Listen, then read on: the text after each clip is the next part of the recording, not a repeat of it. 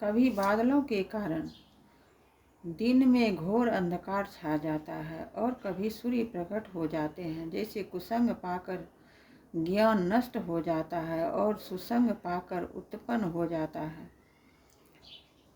वर्षा विगत शरद ऋतु आई, लक्ष्मण देखु परम सुहाई। फूले काश सकल मही छाई, जनु वर्षा कृत प्रगट बुढ़ाई। हे लक्ष्मण, देखो वर्षा बीत गई और परम सुंदर शरद ऋतु आ गई। फूले हुए काश के सारी पृथ्वी छा गई। मानो वर्षा ऋतु ने काश रूपी सफेद बालों के रूप में अपना बुढ़ापा प्रकट किया है।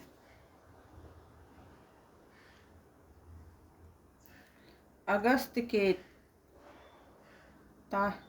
तारे ने उदय होकर मार्ग के जल को सोख लिया। जैसे संतोष लोभ को सोख लेता है, नदियों और तालाबों का निर्मल जल ऐसी शोभा पा रहा है जैसे मद और मोह से रहित संतों का हृदय नदी और तालाबों का जल धीरे धीरे सूख रहा है। जैसे ज्ञानी विवेकी पुरुष माता का त्याग करते हैं। शरद ऋतु जानकर खंजन पक्षी आ गए। जैसे समय पाकर सुंदर सुकृत आ जाते हैं, पुण्य प्रकट हो जाते हैं।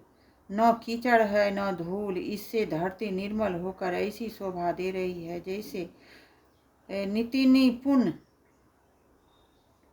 राजा करनी जल के काम हो जाने से मछलियां व्याकुल हो रही है। जैसे मूर्ख विवेक शून्य कुटुंबी गृहस्थ धन के बिना व्याकुल होता है। बिनु धन निर्मल सोह आकाशा, हरिजन ईव पर परिहरि सब आशा। कहाँ कहूँ वृष्टि सारदी थोड़ी, को एक पाव भगति जिमि मोरी। अर्थात बिना बादलों का निर्मल आकाश ऐसा शोभित हो रहा है जैसे भगवत भद्र सब आशाओं को छोड़कर सुशोभित होते हैं।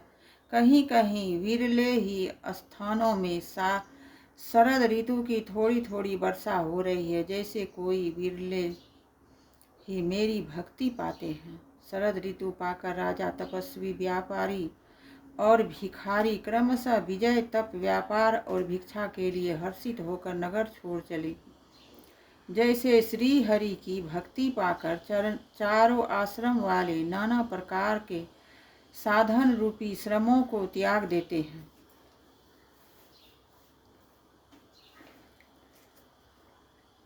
भौरे अनुपम शब्द करते हुए गूंज रहे हैं तथा पक्षियों के नाना प्रकार के सुंदर शब्द हो रहे हैं। रात्रि देखकर चकवे के मन में वैसे ही दुख हो रहा है जैसे दूसरे की संपत्ति देकर दुष्ट को होता है।